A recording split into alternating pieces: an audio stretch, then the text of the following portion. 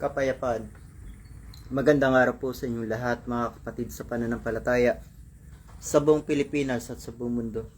Naririto na naman po kami, ang Kingdom of Heaven and the Holy Nations of God, para sa isa na namang paghahayag ng aming pong pastor, ang tunay na sugo ng Diyos sa ating kapanahunan ngayon na pinagkaloob ng ating Panginoong Diyos ng ayon sa kanyang kalooban, nakakandili sa atin ang ating mga kaalaman at tunawa tungkol sa mga bagay-bagay at nangyayari sa ating kapanahunan ngayon, mga hiwaga, talinghaga at misteryo ng ating banal na kasulatan. Lahat po yan ay sasaysay ng ating pong pastor. Ang may pakinig ay makinig sa sinasabi ng tunay na sugo ng Diyos sa ating kapanahunan ngayon. Narito po si Pastor Leonides.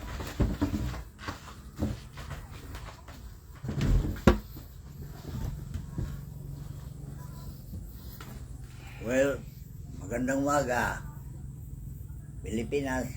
Although wala pang magandang umaga, dahil kami-kanyo yan, sumasayo lang ako sa inyong kaugalian. Pero wala pang tinatawag na good morning. Wala pang katunayan yan, good morning. Bakit? Ay kasalukuyan na nagkaroon ng problema ang daigdig na lupa. Bakit nagkakaproblema ang ating daigdig na lupa na kinasasaligan? Dahil dinadalaw ang Diyos ang kalapastanganan ng mga magulang sa kanilang mga anak. Hindi ba gayon na sabi ng Diyos? Doon sa Exodo 20. Kaya yung pagdalaw ng Diyos sa kalapastanganan ng mga taong namamahala sa sanlibutan ito, dinadalaw ng Diyos ang daigdig para parusahan. Bakit pinaparusahan ng Diyos ang tao? Dahil yan ang sinabi niya, papatayin niya ang lahat ng makasalanan. So hindi lang parusa sa mga nagtitiis ng hirap, pero kamatayan ang mga nakatagdang mamatay. Dahil sa hula ng mga propeta noon pa, Malakias 4:1, binigyan niya tayo ng last remark, huling payo. Pero wala kayo kadala-dala sa hula ng Biblia. Dahil sabi nyo, ang Biblia gawa lang ng tao. O, ibig sabihin, inililigaw nyo mga tao. Kung ayaw po nila maniwala sa Biblia, huwag na silang maniwala may Diyos pa. Dahil ang Biblia ay Diyos. Kaya nga, sila nga nagpapanggap ng Diyos. Kaya nga, yan ang dahilan bakit na nagkaroon ng kapamakan ang lahat ng mga tao. Dahil Diyos nga sila, nagpapanggap na Diyos. Wala naman silang nagawang kapayapaan. Puro kaguluhan. Puro payabangan. Porque mayayaman. Maglilikha ng mga sandatan na malalakas para pumatay. Para gayahin nila ang Diyos na pumapatay. Ang tanong, sila ba ay bumubuhay? Dahil Diyos lang ang pumapatay at bumubuhay. Kung ginagaya niyo ang Diyos na pumapatay, nakakabuhay ba kayo ng tao? Alam ko, nagpaplano kayo na buhayin ng tao. Baguhin ang tao.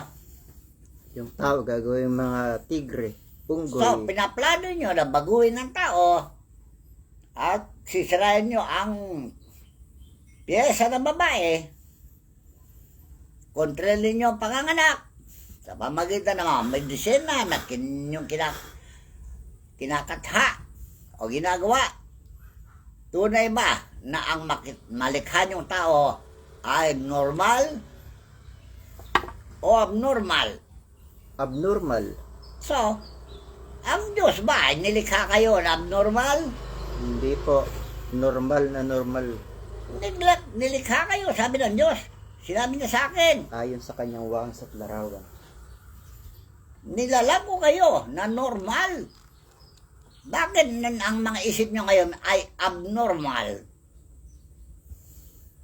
Alam niyo, abnormal, hindi niya alam ang mabuti at masama. Yung masama, ginagawa niyang mabuti. At yung mabuti ay kanyang ginagawang masama. So, hindi ba malinaw na kayo abnormal mismo, pero nilikha kayo ng Diyos na normal? Hindi nyo ginagamit ang inyong kaisipan sa wastong pamamaraan dahil nag-isip kayo ng mga maling pamamaraan dahil sa kislap ng salapi. Hindi nyo alam ang kislap ng salapi ay siya nagbubulid sa tao ng kapamakan. Dahil yung kislap ng salapi na yan ang alok ng demonyo kay Jesus noong panahon niya na kung sasamba si Jesus sa demonyo, mayayamanin siya. Hindi ba ganon ang nakalagay sa kasulatan o Biblia? Tapos sabihin nyo, Biblia, gawa-gawa lang ng tao. Ngayon, sino ngayon na natukso ng demonyo sa panahon natin? Marami na natukso ng demonyo. Maging ang pamahalaan, maging ang mga relihiyon, maging normal na tao, ay natukso ng demonyo dahil sa pagnanasang yumaman. Kaya sabi ni Pablo doon sa kanyang sulat sa Timoteo na ang tao magnasang yumaman ay masinsay sa pananampalataya at nagtamo ng maraming kalumbayan. Unang Timoteo, Kapitulo 6, talatang 9 hanggang 11. Datapwat ang nagsisipagnasang yumaman ni nangahuhulog sa tukso at sa silo at sa maraming pitang hangal at nakasasama na siyang naglulubog sa mga tao sa kapahamakan at kamatayan. Oh, yan ang resulta. Ang mga nagnais yumaman. Alam niyo, nasinsay sa pananampalataya, nawalay.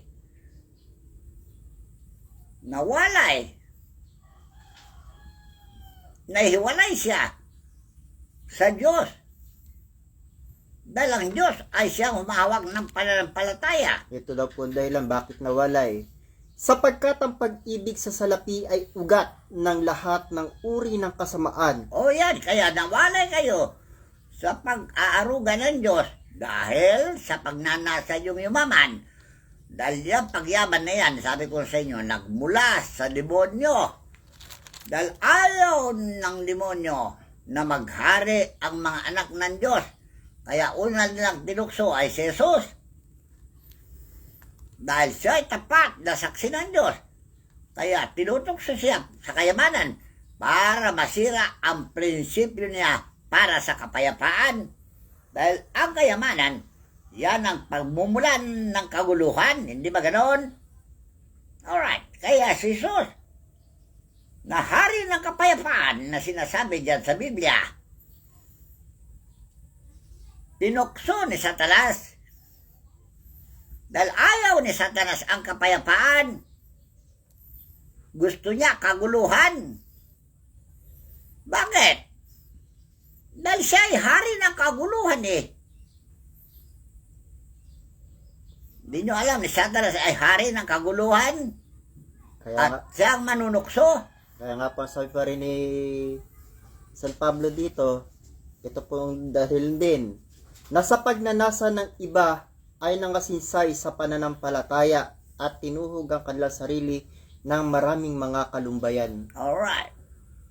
Ngayon, tama ba yung sinasabi ngayon ni Pablo na kayo mayayaman ay natuhog na ng maraming problema? Alright. Mas lalo pang darami problema nila pagka nakasuhan na silang lahat ni Miranda. Talaga? Hindi ninyo alam na documented na lahat kayo kay Miranda? Kilala ba ninyo si Miranda? Eduardo Miranda. Eduardo Miranda, kilala ba ninyo siya? Hindi nyo kilala siya. Nagpakilala nga sa inyo eh. Siya na raw Hindi po ba nyo? Hindi siya pa raw kayo po ang natakot? tunay Siya raw po ang tunay na soul signatory ng Divine Word for Humanity. Talaga, mayroon siyang tungkulin na binigyan ng Diyos. Nasiyasatin niya ang pinagmumulaan ng pandarayaan, pandarambong, at gumagawa ng krimen na tinatawag na corruption. Yun nga po ang sabi niya nung napanood nating huling video na kaya niya pinagmumura na lahat ng mga nasa pamunuan. Paano kasi? Matigas ang ulo nyo. Dahil nabiyag na kayo ni Satanas. Hindi ba nyo alam na si Satanas ay naghanap ng kasama niya sa impyerno? Alright, ngayon, gusto niya kayo lahat ay makasama niya sa impyerno. Kaya binubulit kayo sa kasamaan para may makasama siya sa impyerno upang pagharian niya kayo doon sa impyerno. Dahil siya ay hari ng mga makasalanan. Ayun po yung sinabi sa sa aklat ng Apokalipsis. Si Satanas at ang kanyang mga anghel na sumunod sa kanya sa babaeng patutot, lahat inihulog sa impyerno. Talaga, lahat na sumunod sa impluensya ni Satanas sa impyerno lahat, sabi ko sa inyo. Wala kayong paniwala sa impyerno dahil hindi pa kayo namatay. Hindi nyo naranasan ang impyerno. Pero gusto nyo atang maranasan ang impyerno eh. Dahil wala kayong paniwala na may langit at mayroong impyerno. Dahil wala kayong paniwala sa Biblia. O sige. Dahil yung pasya ni Jesus ay magaganap. Kaya kami, hindi kami naglulubay ng pagpapaalala sa inyo at pagpapayo. Dahil yan ang tinatawag na patnubay namin sa inyo para wag kayong maligaw. Kaya sabi niya sa Apokalipsis 22:10, Apokalipsis Kapitulo 22, talatang 10. ito ay inayang niya nung siya'y patay na. At sinabi niya sa akin, huwag mong tatakan ang mga salita ng hula ng aklat na ito, sapagkat malapit na ang panahon. Ang liko ay magpakaliko pa, at ang marumi ay magpakarumi pa, at ang matuwid ay magpakatuwid pa, at ang banal ay magpakabanal pa. Narito ako'y madaling pumaparito, at ang aking gantimpala ay nasa akin, upang bigyan ng kagantihan ng bawat isa ayon sa kanyang gawa. Ako ang Alpha at ang Omega, at ang una at ang huli, at ang pasimula at ang wakas. Yan ang Diyos na lumikha ng sangkatauhan at nilalang niya ang sanlibutan.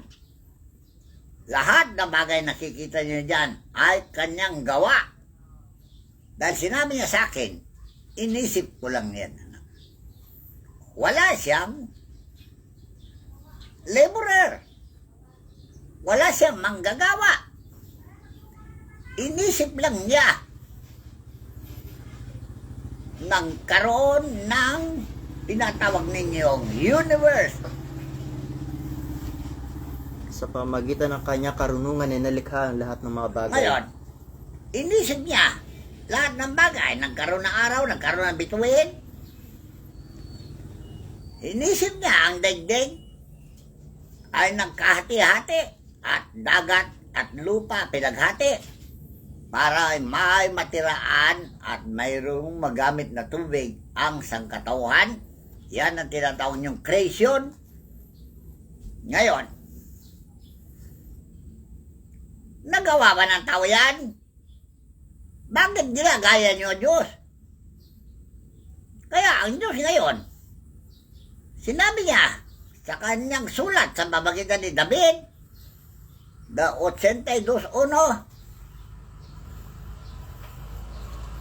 basahin. Awit Kapitulo 82, talatang 1. Ang Diyos ay tumatayo sa kapisanan ng Diyos.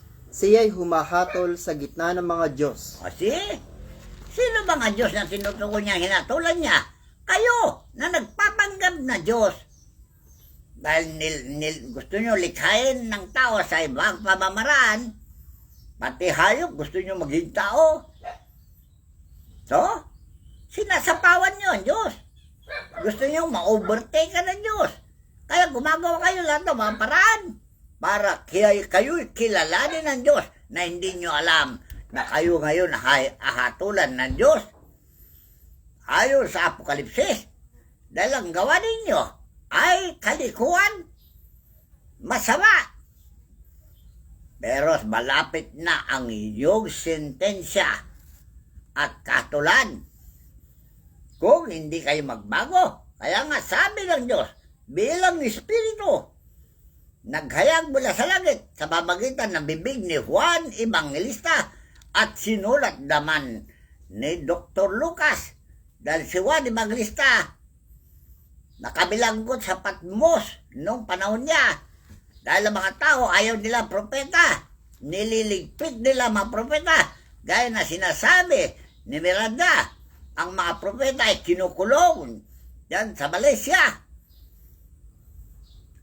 Kagaya ng ginagawa ng mga pare noong panahon, bago na panahon ni Rizal, na kinukulong nila ang mga propeta doon sa bundok. Si Dr. Jose Rizal, kinulong din nila sa dapitan. Dan si Rizal ay propeta. Ikinulong din nila. Dahil ayaw ninyo ang mga propeta. Dahil ang mga propeta ay sila ang gagamitin ng Diyos upang mahayag ang kanyang salita sa sangkatauhan. O ano meaning ngayon ng propeta? Ang tataas pa naman ang pinag-aaralan niyo. Nasa dictionary dyan. Basahin niyo. God's interpreter. An inspired interpreter of God's word is a prophet. At ano naman ang medium? Alam niya, sa dictionary lang yan eh.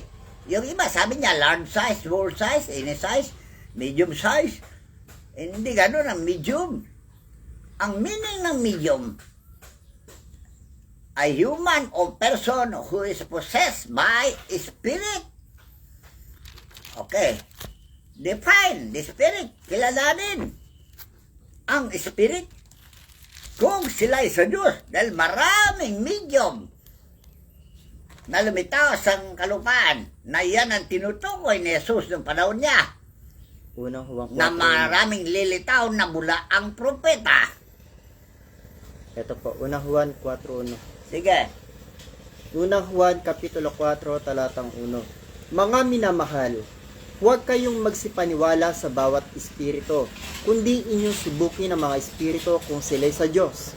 Sapagkat maraming nagsilitaw na mga bulaang propeta sa sanlibutan. O bakit sinabi ni Juan yan? Dahil si Jesus ay propeta rin. Ano ang bintang nila kay Jesus? May demonyo siya. Kaya gusto nilang patayin. Tunay ba na may demonyo si Jesus ng panahon niya? Possessed by a devil? Dalam medium o prophet like Jesus. Ano ang nakapalaman sa kanya? Sino nagpaloob sa kanya? Walang nakakilala. Dahil walang makakita sa Diyos kailanman. Dahil bulag sila. Dahil ang makakita sa Diyos ay malinis lang na puso. Basahin doon sa Matthew 8:11 ba yun? 11. Juan Kapitulo 8, talatang 43. Yun po ba? Mapalad ang may malinis. Mateo Kapitulo 5, talatang 8. Alright. Mapapalad ang may malinis na puso sapagkat makikita nila ang Diyos. So, mga tao ng panahon ni Jesus, marurumi ang puso dahil alinglangan sila sa sinasabi ng isang medium like Jesus at hindi nila makita kung sino ang nakapasok kay Jesus. Dahil binyagan ni Juan, sino pumasok kay Jesus? Hindi ba yung espiritu na nag-anyong kalapati? Kahit po sa panahon natin, walang mangangaral na makapagpaliwanag ng ganyan dahil hindi rin nila nalalaman ng lihim at hiwaga ng Panginoong Kristo. Ngayon, nung binyagan ni Juan, anong nakita ni Juan? Dahil si Juan ay malinis na puso. Nakita niya yung kalapate na pumasok kay Jesus at nanaan kay Jesus. At ang tinig ay narinig doon sa kalapate. Anong sinabi yung kalapate? Ito ang sinisinta kong anak, siya ninyong pakinggan. O, malinaw ha? Siya ang kinalulugdan ng Diyos na anak. Kaya dapat siya pakinggan. Tapos sabi nyo, ang Biblia, gawa lang ng tao. Sulat nga ng tao. Pero narinig nila. Natinig. Nagbubuhat sa langit. Kaya sinulat nila yun as a record para yon ay maalaala natin hanggang sa panahon nito. Nung naganap ng kanyang panahon, anong sabi yung tinig? Ito ang sinisinta kong anak. Siya Siya ninyong pakinggan. So, dahil siya ay pinakinggan ng mga tao, pumasok naman yung tinig. Nung siya nag-aayuno, at ang tinig na yan ay kakaiba. At nakilala ni Jesus ang tinig na yon. Kung magpatira ba ka na sasambahin mo ko, mayayamanin kita, Jesus. Bibigay ko lahat ng kayamanan ng mundo sa iyo. Kung magpatira pa ka at sumamba sa akin. So, ano ba yung pakaiba yung tinig na nakita ni Juan at yung tinig na narinig ni Jesus? Malaki ang pagkakaiba. Alright, ang purpose yung tinig na nakita ni Juan o narinig ng mga tao at nakita ni Juan kung saan nagmula yung tinig bilang saksi. Pinatunayan ni Juan na siya ay anak ng Diyos at narinig niya tinig na siya dapat pakinggan. Ngayon, sa panahon natin, sino ang pinapakinggan nyo? Mga tinig ng mga anak ng Diyos o tinig ng mga demonyo? Yung pagpapayaman ba ay tinig ng Diyos yan? Yung ipagpapalit nyo ang Diyos sa salapi, tinig ba yan ng Diyos? O tinig ni Satanas? Alright, so, kaya ang mga bagay natin pinag-aaralan sa Ebanghelyo ay para sa ating ikabubuti kung maniwala kayo sa nakasulat. Dahil hindi nasulat ito para maging walang kabuluhan sa tao. Kaya naisulat ang bagay nito, ang Biblia. Para yan ang ating basahin at pag-aralan. bilang reference, basihan. Talaga, bilang basihan sa ating mga ginagawa. Dahil ayon kay Jesucristo, huwag mo tatakan, o ayon sa Ama, huwag mo tatakan ng aklat na ito. Dahil ang panahon ay malapit na. Bakit? Ano yung panahon na malapit na sinasabi? Hindi nyo alam na dumating na ang katulad sa inyo? Hindi pa kayo nababalisa na yan ay nakasulat sa Biblia. Yung panahon ay malapit na, yung parusa ng Diyos sa mga makasalanan, kamatayan ng mga makasalanan, nagaganap na. Hindi lang malapit na, nagaganap na. Dahil ang Biblia, matagal na nagawa. Nasulat yan noong panahon pa ng kupong-kupong. Kagabi po napanood ko yung sa may Africa, sumabog yung mga kalsada. Hindi malaman ng mga tao kung bakit sumabog yung kalsada. 6 na kalsada po yung nawasak. Pati mga sasakyan, wasak din. mga nasira, nagtauban. Paano po nangyari yun? Gumawa sila ng binaon nila doon ng mga pampasabog. Wala po silang nakita. Pati yung mga pipe daw na pagdadaan ng mga sumabog sa ng leak ng mga gas, wala rin silang nakita. Hindi So, nila alam kung ano yung pinagmulan. alright. Kung yan ay naganap, himala talaga yan. Wala palang pinagmulan. O ano ibig sabihin ng himala? Kamangha-mangha. Kaya po sa nakita ko, sa pagtingin ko sa iba't ibang panig ng mundo, talagang niyayanig na po ng Diyos yung lahat ng mga taong hindi naniniwala sa Diyos. Alright. Kung yung nangyari doon na pagsabog sa kalsada, sampol lang yun. Dahil yan ang pinag-usapan namin ng Diyos nung aawatin ko siya na bigyan niya parusa ng tao.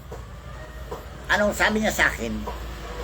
Huwag mong aawatin ako ngayon. Huwag mo akong pipigilan. Sasampulan ko lang ang bayan mong Pilipinas. Yun ay Yolanda. Ngayon, mula nung sinabi niya yun, hindi ko na siya pinipigilan. Dahil sampol lang pala. Bakit kailangan ng sampol? Para magkaroon ng takot ang Para tao. matakot kayo. Hindi naman natatakot ang Wala mga naman tao. kayong takot sa sampol. Anong gusto nyo? Todo patay? Ayaw nyo sampol? Gusto nyo katunayan? Ba, matakot kayo. Sampol lang yan, di ba kayo natakot? Dahil lalo kaya kung maganap yung paggunaw ng mundo. Sampol pa lang. Sampol ba lang yun? Yun po yung nakapropesiya, magkaroon daw ng the big one. Alright, kaya the big one. Hindi sinabing katapusan ng mundo. Sampol lang yun. Bakit? Gusto nyo manood ng tunay, hindi movie? Para daw meron silang may video. Para mabidyoan yun, para kumita na naman yung cellphone. So, yan ang gusto-gusto nyo. Kagaya na sinabi ni Jesus, ang mga Hudyo ay naghahanap Ng tanda. ng tanda. Pero yung mga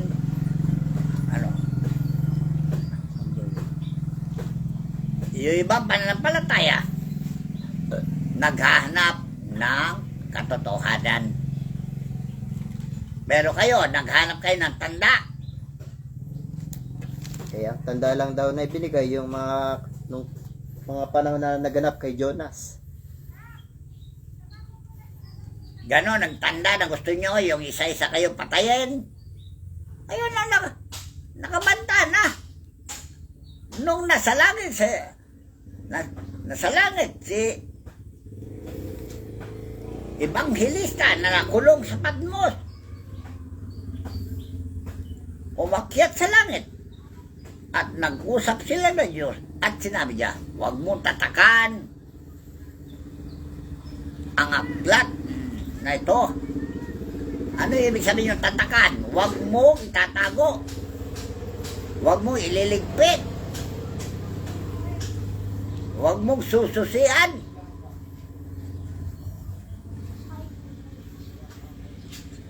Kundi upang ilantad, upang makita ang katotohanan. Anong gusto niyo katotohanan? Yung salita o yung tunay na pangyayari? Malibasay kayo tao materyoso. Dahil hindi kayo espiritual na tao, na hindi kayo maniwala sa mga pahayag ng Diyos mula sa langit. Kaya tama yung sinabi ng Diyos. Wala kayong utang na loob. Ako lang naglalang sa inyo. Binabastos pa ninyo ako. Winawalan nyo ako ng puri. Winawalan nyo ako ng galang. Ano kayong klaseng nilalang? What kind of organism are you? Sabi yung professor ko ng high school, kapag ikaw ay hindi makasagot ng wasto, tatanungin ka, what kind of organism are you? Ay, insect. Ano kasi yung organism? Anong klase organ mayroon kayo? Bacteria. Normal o abnormal? What kind of human being are you? Crazy or not crazy? Sa Tagalog, ano kayo? Normal ba o buang? Hindi man na kayo buang eh. Normal kayo eh. Kaya lang hindi kayo normal dahil natukso kayo ni Satanas. Kaya kayo naging abnormal. Tandaan nyo yan ha. Anong sabi ng Diyos? Huwag niyong pagagamit ang inyong sangkap na katawan sa kalikuan. Saan ba yun? Roma 6. 11. Basahin. Roma Kapitulo 6, talatang 13. At huwag din naman ninyong ihandog ang inyong mga sangkap sa kasalanan na pinakakasangkapan ng kalikuan, kundi ihandog ninyo ang inyong sarili sa Diyos na tulad sa nangabuhay sa mga patay at ang inyong mga sangkap na pinakakasangkapan ng katuwiran sa Diyos. O si, alinaw, yung utak ba ninyo? Saan nyo hinandog? Kaya Satanas, para gamitin niya kayo sa kalikuan? Para gamitin niya kayo sa kasamaan? Para kayo may kasama niya sa impyerno? Puro daw pera kasi laman ng utak.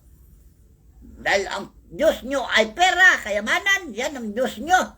Maliligtas ba kayo dyan, pera yan, kung ang Diyos ay magalit sa inyo? Sabi po kasi ni Propeta Sefanias, ginto man at pila kay hindi makapagliligtas sa inyo sa karawan at ng kapuotan ng galit ng Panginoon. Talaga! Yan yung mga warning shot ng Diyos. Ipinaraan niya sa bibig ng mga propeta. Pero hindi nyo pinaniwala ng mga propeta. Pinagpapatay ninyo ng inyong mga panahon. Dahil sabi nyo, ang propeta ay sinungaling. Eh, sino mas sinungaling? Propeta o kayo?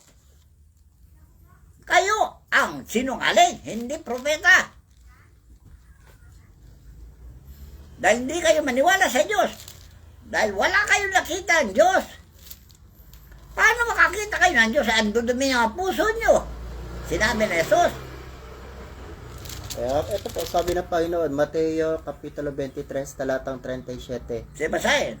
O Jerusalem, Jerusalem, na pumapatay sa mga propeta at bumabato sa mga sinusugo sa kanya, makailang inibig kong tipunin ang inyong mga anak na gaya ng pagtitipon ng inahing manok sa kanyang mga sisiw sa ilalim ng kanyang mga pakpak, ay ayaw kayo. O see?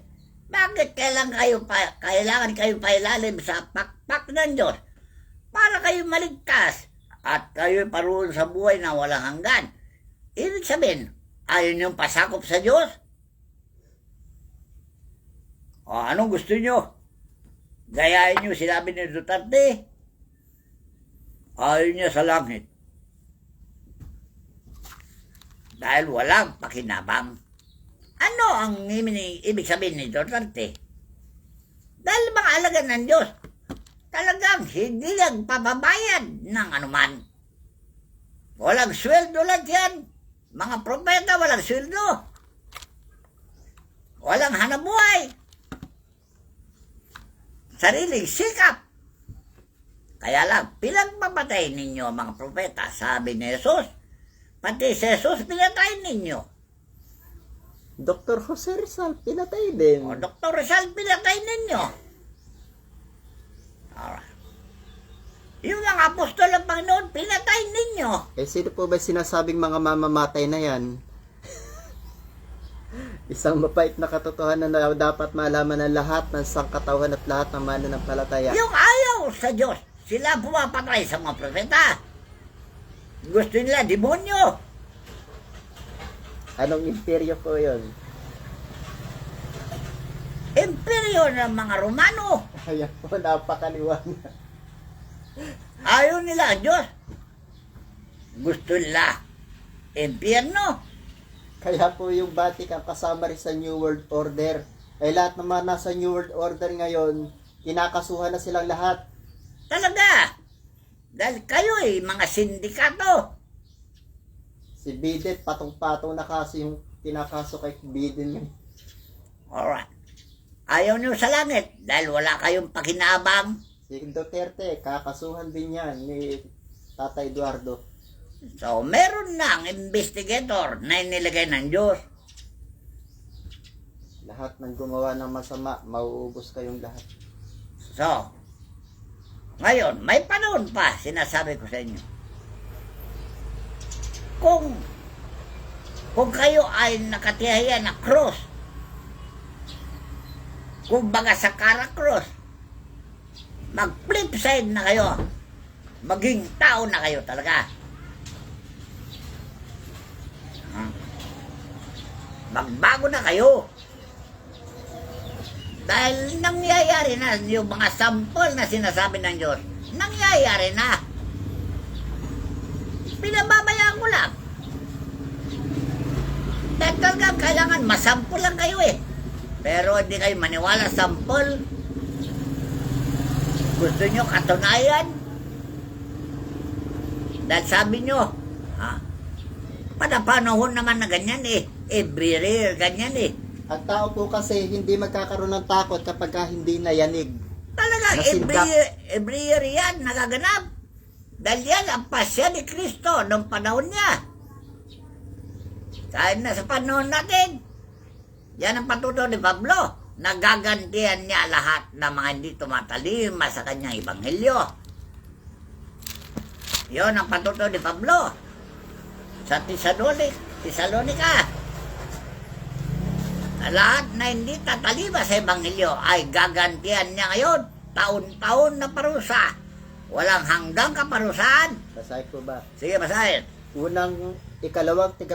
Ikalawang taga Tesalonica, Kapitulo 1, talatang 7 hanggang 9. At kayong mga pinigatiye, bigyang kasama namin ng kapahingahan sa pagpapakahayag ng Panginoong Hesus mula sa langit na kasama ang mga anghel ng kanyang kapangyarihan na nasa nagniningas na apoy, na magiganti sa hindi nagsisikilala sa Diyos at sa kanila na hindi nagsisitalima sa ebanghelyo ng ating Panginoong Hesus, na siyang tatanggap ng kaparusahan na walang hanggang kapahamakang mula sa harapan ng Panginoon at mula sa kaluwalhatian ng kanyang kapangyarihan. O porque walang hanggang kapamakan, slight lang.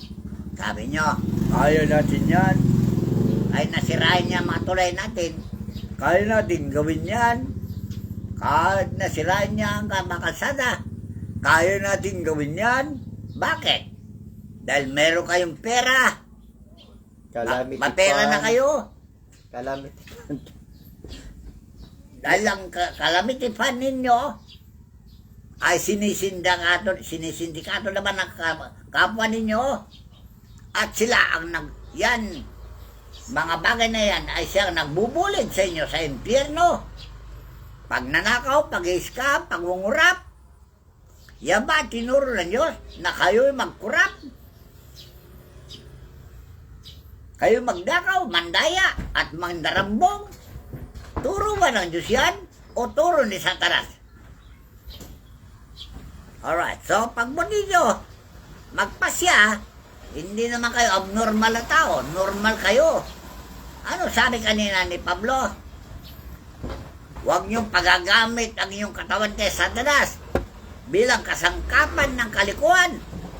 At paggamit niyo ang katawan niyo sa Diyos para sa kanyang gamitin, sa kanyang katuwiran. Talagang abnormal kayo. Pinagagamit niyo ang inyong katawan kay Satanas at siyang magbubulid sa inyo sa impyerno na kinaroonan ni Satanas. Hindi ba pinabasa ko na sa inyo yung nangyari kay Solomon at Lazaro? Bilang patotoo ni Jesus yung panahon niya, dahil yan na nakita niya ang nangyari sa 2 taong namatay, Lazaro at Solomon. Saan napunta si Lazaro? Hindi ba napunta sa langit? Saan napunta si Solomon? Hindi ba napunta sa impyerno? Saka siya magdasal nung namatay na siya, ha? Hintayin ba ninyo mangyari yan sa inyo? Mamatay kayo para maranasan nyo yung impyerno? O, mamatay mahirap. Mamatay ang mayaman. Pero nandun siya sa impyerno, saka siya magreklamo at humihingi ng tulong. Anong sabi niya kay Amang Abraham? Amang Abraham, please, isugo mo nga si Lazaro. Isaw-saw lang niya kanyang daliri sa tubig at ilagay sa bunganga ko. Dahil mainit yung kinaronan ko. Bakit? Impyerno eh. Mainit. Wala siya mainom. Nauuhaw siya sa init. Eh dito lang, init lang ng araw, uhaw na uhaw kayo. Yung pakayang impyerno na naglalagablab na apoy. Anong sagot ni Amang Abraham? Kalimutan mo na yan, sabi niya. Dahil nung buhay si Lazaro, pinagdamutan mo ng iyong kayamanan, hindi mo binigyan. Ngayon, humingi ka sa kanya, kahit na tubig lang. Hindi pwede, meron na kayong pagitan, sabi ni Amang Abraham. Ano ngayon ang hiniling nila ni Solomon ulit? Ang sabi niya, Amang Abraham, kung pwede lang po, isugod nyo si Lazaro daw sa lupa. Dahil meron pa akong 5 kapatid na mayayaman. Baka sila'y paririto sa naglalaglag na apoy. So, doon naalala ni Solomon ang salita ng Diyos. Baka nga yung mga mayayaman sa panahon natin ay mabubulid sa impyerno na kagaya niya. Anong sabi ni Amang Abraham? Meron ng propeta ron sa lupa. Kung paniwalaan nila yung mga propeta na yun, hindi sila mabubulid dyan sa impyerno na gaya mo. So, may pagkakataon na binigyan ng Diyos opportunity na sinasabi nyo, tsansa na magbago kung marinig nyo ang mga propeta ngayon na pinagpapatay nyo nung unang panahon. Ngayon, sa ating panahon, ganun din na gawin ninyo. Patayin nyo ang propeta, ibaliwala nyo salita ng propeta. Yan ang mga moral ng Ebanghelyo. Hindi ka maniwala dahil gawa-gawa lang ng tao. Yan ang paniwala nyo. Sige lang. Bakit sabi nyo may Diyos? Saan ba nyo hinango ang salitang may Diyos? Hindi ba sa Biblia? Alright. Naniwala man kayo sa sinasabi nyo, creation. Di ba saan ba nanggaling ang creation na salita? Di ba sa Biblia? Alright. Nung lalagyan ng tao ang Diyos ang tao, saan nyo nakita? Sa dyaryo, periodiko, magazine, o sa Biblia? So, naniwala naman pala kayo sa creation eh. Pero hindi kayo maniwala sa mga balita ng Diyos sa mamagitan ng mga propeta kagaya ni Jesus. Dahil si Jesus ng panahon niya, hindi pinaniwala ng tao. Ano sabi nila kay Jesus? Mayroon ka demonyo. Ikaw ay Samaritano at mayroon kang demonyo. Ano naman sabi ni Jesus? Bakit hindi nyo napag-unawa ang aking mga salita? Basahin. Sa Matthew, Juan 8:43. Yes. Juan Kapitulo 8, talatang 43. Bakit hindi nyo napag-unawa ang aking pananalita? Sapagkat hindi nyo mangyayaring dinggin ang aking salita. Kayo'y sa inyong amang dyablo, at ang mga nais ng inyong ama ang ibig ninyong gawin. Siya'y isang mamamatay tao buhat pa ng una, at hindi nananatili sa katotohanan. sapagkat walang katotohanan sa kanya pagka nagsasalita siya ng kasinungalingan, ay nagsasalita siya ng saganang kanya, sapagkat siya isang sinungaling at ama nito. So, maliwanag yung hatol ni Jesus sa mga taong hindi maniwala sa kanya. Anak ng Diablo. Ngayon, sino man hindi maniwala sa Biblia na ito na binabasa ko ay tunay na anak ng Diablo. Naintindihan nyo? So, anak kayo ng Diablo. Kung hindi kayo paniwalaan ang mga sulat na sinalita ng Diyos sa mga bibig ng mga propeta, gaya na Jesus, anak kayo ng Diablo talaga. Malinaw. Pero sa mga mahilig pong bumasa, ito po yung sinabi ni Propeta Juan Evangelista, mapalad ang bumabasa at ang nakikinig na mga salita ng hula at tumutupad ng mga bagay na nasusulat doon, sapagkat ang panahon malapit na. See? Mapalad yung naniniwala, nakikinig at gumagawa ayon sa nakasulat sa aklat na yan. So, itong aklat ba nito na Biblia, ang sabi ng Panginoon nung isang araw na bumaba siya, kaban ng tipan ng inyong sinisira, na sinasabi ni Lady Men, Covenant, tipan. Covenant. Binabaliwala nyo ang tipan ng Diyos sa tao para kayo mabuhay. Maraming pangako ng Diyos sa Biblia na asahan na natin dapat at hintayin yung kasaganaan na pinangako niya at kapayapaan. Alright. Gusto nyo ang kaguluhan na dinudulot ni Satanas? Dahil si Satanas ay Diyos ng kaguluhan, hindi yan ay Diyos ng kapayapaan. So, ito ngayon, ang nangyayari. Nagaganap na yung mga parusa sa mga taong makasalanan, pero hindi kayo nababalisa, hindi kayo nasisindak.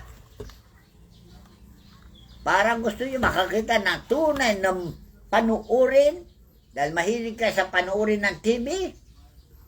Ngayon, hindi na TV ang panunurin ninyo, yan gusto nyo. Wala pa pagkakaiba ng panahon na yung ninunong Noe.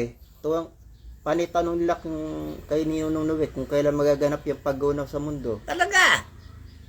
Nung sabihin ni Noe, mag-unawin ang Diyos sa mundo, aba, parang gusto nila makita ang paggunaw. Excited yung mga tao. Excited pa sila na makita yung tunay na paggunaw. Aba, Noe, kailan ba talaga magugunaw ang mundo? Manunukso pa sila.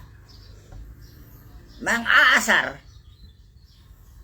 Hindi po ba nila naisip na Nung namatay sila, sa panahon natin ay may nakaambarin yung dabigo na sinasabi ng mga propeta ring mga naglitawan. o gusto nyo maganap yun? Tuwang-tuwa kayo pag kayo namatay? Tingnan nyo ang panahon ni Noe, oh. Sisi sila nung sila ay mamamatay na. Bakit? O magaling na sila lumangoy.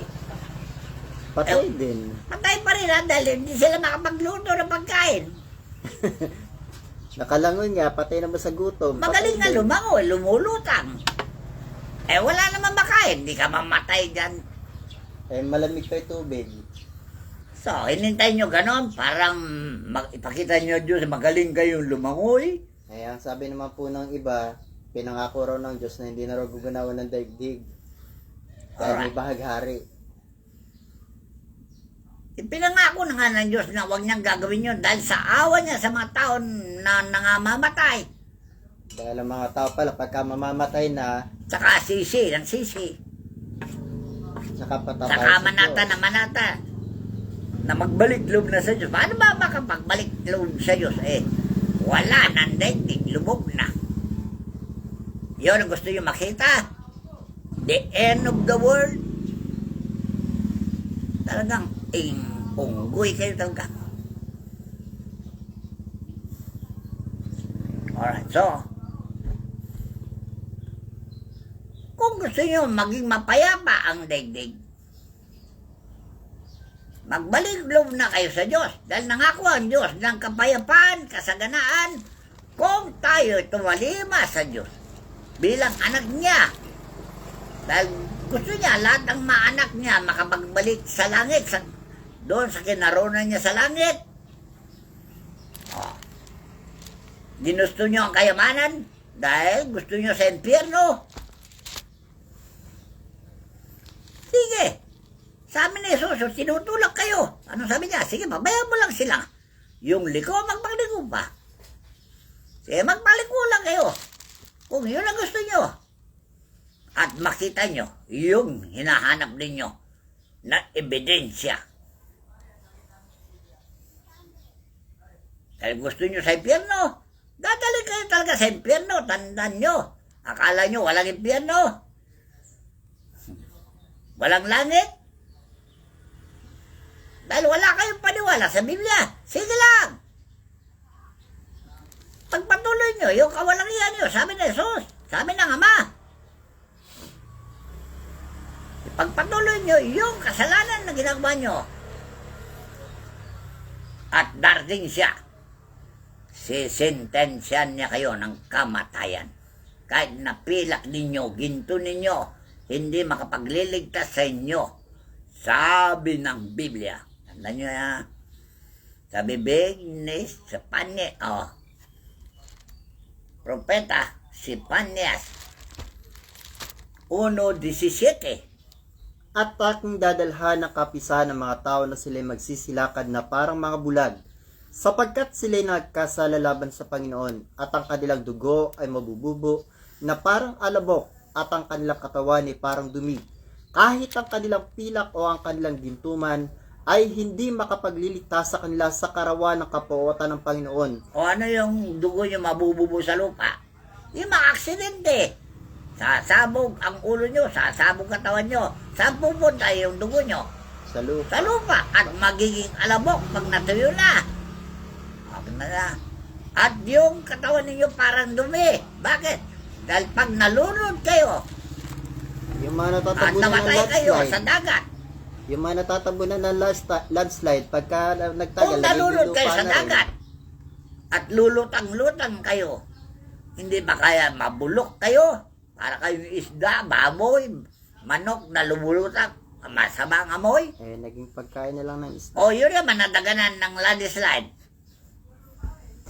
Alright. Ano kaya ang resulta? Nagiging lupa na rin yung mga katawan nila. So, para kayo bulate. Nakapaloob sa lupa, patay na pala kayo. Patay na mga bulate. Alright. O yan, ang sinabi ng Biblia. Pero hindi paniwalaan. Nagaganap ng aksidente, kamatayan na makarami na. Yun nga po lagi ko sinasabi sa kanila, tumingin sila sa social media, iba't ibang panig na po ng iba't ibang bansa, niyayanig na po ng Diyos. Wala Kung silang ano-ano na takot po sa Diyos. kasakunaan, dilubyo yung nangyayari sa kanila. Ang balita kasi, natural lang yan. Ang gusto po ba nila mangyari sa kanila, sa mismong harapan nila? Pagpatay sila, natural lang. Natural lang pala. Sige. Yun ang paniwala nila, natural lang. Ganun naman po yung tao. Pagka nasa harapan yung kamatayan, doon palang magsisisi. Oo nga, hindi nila alam kung saan paroon ang kaluluwa nila. Impyerno talaga. Yon ang may ebidensya. Pag nasa impyerno kayo, saka kayo dasal ng dasal sa mga Diyos, sa Ama. Suguin niyo po ulit si Jesus sa lupa para mangaral. Sinugo na nga si Jesus eh. Bumalik na. Nangangaral na. Espiritu na siya. Na siya ang sinugo ng Diyos. Na mangaral ulit. Para ipagpatuloy niya yung pag-ibig niya sa kanyang kapwa. Siya yung Espiritu Santo na nagbibigay ng biyaya o tinatawag na katungkulan sa tao. Nandun sa Apokalipsis.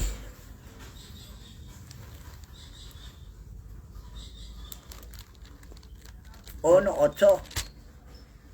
At tatanggapin nyo. Ay, sana po yun. Gawa Kapitulo 1, talatang 8. Gawa ba yun? Opo.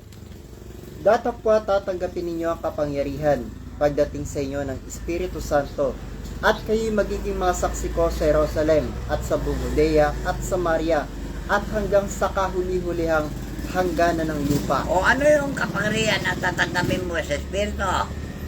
Yung authority na ikaw ay maghayag ng Ebanghelyo. Yung authority, yung permit na ikaw ay makapagaling ng mga sakit. Yan ang tatanggapin mong kapangyarihan sa Espiritu Santo pagdating niya. At yung Espiritu Santo na yon ay siya rin, si Jesus, sa kanyang pagbabalik. Dahil sinabi niya sa kanyang mga followers o believers na hindi niya iiwanan sila at siya ay muling magbabalik. Kaya kagaya nangyari kay Pablo doon sa Damasco, hindi akalain ni Pablo na totoo yung sinabi ni Jesus, na si Jesus ay bantay doon sa Damasco. Binabantay niya kanyang mga believers sa mga taga Damasco. At si Pablo, pinagpapatuloy niya yung katarantaduhan niya nung araw dahil siya ay isang mamamatay tao. Kaya gusto niya lahat patayin niya ng tao. Kung anong nangyari? Nakita niya si Jesus sa daan. Basahin mo.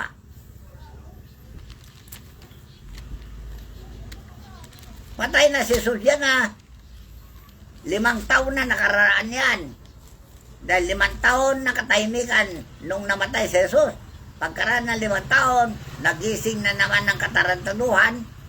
Kaya si Pablo ang nagpasimula yan at pinagpapatay niya maalagan ng Diyos. Sino ang napatay niya? Di ba si San Esteban?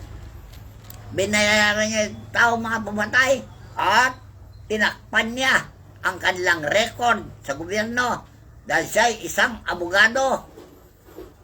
Itong abogado pala ito, sindikato. Natigil ba kanyang pagsisindikato? Pagkakampi sa mga makasalanan, tinatakpan niya ang kaso ng mga makasalanan. Kahit naman po sa panahon natin, ganun din naman ang nangyayari. Ganyan Kahit sa panahon nga natin. Lahat ng makasalanan, tinatakpan nyo. Kayo mga abogado sa gobyerno. Kaya yung mga namumuno sa gobyerno na may kaso, mga nakaposisyon pa Anong rin. nangyari kay Pablo? Nung nakita niya si Jesus, dahil hindi siya maniwala na may Espiritu Santo. Pilosopo siya dati. Pero nakita niya ang Espiritu Santo. Siya ngayon ang naging saksi ni Jesus. Mula pa nung sulat niya yung Corinto, Roma, hanggang doon sa Hebreo. Sulat lahat ni Pablo yan. At siya naging saksing tapat ni Jesucristo sa pagkamatay niya. At yun ang sinaksayan niya sa harapan ng abogado na si Festo. Doon sa Gawa 22, kung basahin ninyo. Kaya nga po yung sinasabi ko, yung ginawa kay San Pablo, paano kung gawin niya sa mga marurunong na yan, na nagkalat sa ating lipunan. Sana gawin niya. Para ganun Ay doon pa lang kasi magbabago yung tao kapag kami naranasan ng Ay maghanap sila ebidensya na parusa. Pero pag wala po. So naghanap sila na sanda. Ayaw ko yun Dahil kayo tao, may pagkakataon pa magbago. Dahil ang Diyos mismo, binigyan niya tayo ng tsansa, opportunity na magbago. Kung di kayo magbago, hintayin nyo ang kamatayan ninyo. Dahil yun sabi ni Jesus, pabayaan mo lang yuli ko. Magpakaliw mo ba? Ano ibig sabihin yun? Bayaan nyo lang yung matarantado. Magpakatarantado ba? Parang gano'n. Bayaan yung mga bugok. Magpakabugok pa. At bayaan nyo yung mga matuwid. Magpakatuwid pa. Bayaan nyo mga banal. Magpakabanal pa. O yan ang pasya na Jesus. Yung ayaw magpakabanal, magpakatarantado, sige lang. At darating siya. At kayo sisintindisan niya ayon sa inyong magawa. Dahil yun din ang sinabi ng Diyos noong panahon ni Solomon. Ano po, wala yung mensahe na. Ecclesiastes 12:13. Ecclesiastes Kapitulo 12, talatang 13 hanggang 14. Ito ang wakas ng bagay, lahat ay narinig. Ikaw ay matakot sa Diyos at sundin mo ang kanyang mga utos. Sapagkat ito ang buong katungkulan ng tao. Sapagkat dadalhin ng Diyos ang bawat gawa sa katulan, pati ng bawat kubling bagay, maging ito'y mabuti o maging ito'y masama. Ano yung kubling bagay? Lahat ng nililihim nyo makikita ng Diyos yan. Nakasulat doon sa Sepanyas 17:9.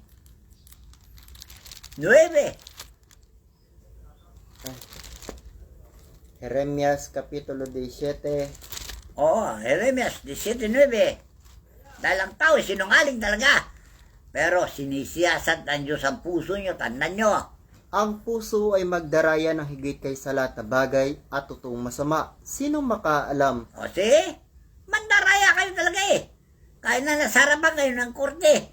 Are you guilty? Not guilty. Sa Diyos, ay hindi kayo makapagkaila, tandaan ninyo.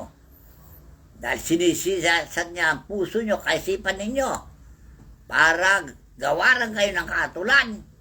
Walang makakaligtas sa hukuman ng Diyos. Tandaan nyo. Akong Panginoon ay sumisiyasat ng pag-iisip. Aking tinatarok ang mga puso upang magbigay sa bawat tao ng ayon sa kanya-kanyang lakad, ayon sa bunga ng kanya-kanyang mga gawain. O ang sentensya naman ni Jesus, nandun sa Apokalipsis 22. Ano sabi niya? Bayan nyo yung liko, magpakaliko pa. Bayan nyo mga tarantado, magpakatarantado pa. Bayan nyo mga babayero, magbabayero pa. Babayan nyo magnanakaw, magnakaw pa. At ako'y darating na. Sisentensyahan ko sila ayon sa ginawa nila. O malinawa. Ito na po, uling mensahe. Jeremias Kapitulo 16, talatang 17. O sige, hanggang 18. dito lang. Baka malito kayo sa paginig. Kung di kayo makaintindi, magtanong kayo kung di nyo anong pinag-alilanganan nyo sa sinabi ko. Tandaan po natin lagi mga kapatid sa pananampalataya ng ating pong Panginoon ay lagi po nakatingin sa atin. Lahat ng ginagawa natin, maging ito'y lihim o nakahayag man, lahat po yan nakikita niya. Kahit na magsinungaling ka, makikita niya. Ito po kasi ang sinabi niya, sapagkat ang aking mga mata ay nangasa lahat ng kanilang lakad, sila'y hindi nakakukubli sa aking mukha o nangalilingid man ang kanilang mga kasamaan sa harap ng aking mga mata, at akin munang gagantihin ng ibayo ang kanilang kasamaan at ang kanilang kasalanan, sapagkat kanilang dinumhan ang aking lupain ng mga bangkay ng kanilang karumaldumal na mga bagay, at kanilang pinuno ang aking mana ng kanilang mga kasuklam-suklam. Alright. O yan, ang pasya ng Diyos. At yan ang nakikita ng Diyos sa tao. Walang may lilingid sa mata ng Diyos. Kaya dito ngayon, simbolo ko, ayun o, mata. Dahil ang mata ng Diyos, nakabasin sa sangkatauhan. Alala niyo, wala kayong paniwala dyan dahil nasa Biblia. At sabi niyo, Biblia, gawa-gawa lang ng tao. O sige, pagpatuloy niyo, yan, paniwala niyo yan. Gawa-gawa lang ng tao. At pag namatay kayo, saka yung mapatunayan, nagawa pala talaga ang Diyos. Dito rin pala takbo ng kaluluwa ninyo. Walang huling sisi, ay walang unang sisi, huli parati. Lalo-lalo Dahil yun naman. ang matay na Pilipino, Amerikano, anumang itsura niya. Nandito lang sa akin, oh. Mahigit ng 1,000,000 ata yung kaluluwa dito na kinumpain ng Diyos. Yun nga po lagi ko sinasabi sa mga lahat ng mga nananampalataya at sa lahat din ng mga tao nanghihikayat na pumasok ka sa kanilang iglesia, ligtas sila, baka po pag kayo namatay, dito pa rin ang takbo nyo sa karya ng langit. Talaga? Dahil tuwing November 1 po, dumarating dito yung mga arkanghel sa pamuno na kagalang-galang San Miguel Arkanghel para itipunin yung lahat ng mga kaluluwa. So, wala kayo paniwala sa sinabi ko dahil wala na naman sa Biblia. Oh. Mahiwaga po yan. Kaya hindi na sinulat sa Biblia ito. Para sabihin nyo, gawa lang ng tao. O ito, sinalita ko na, diretso na.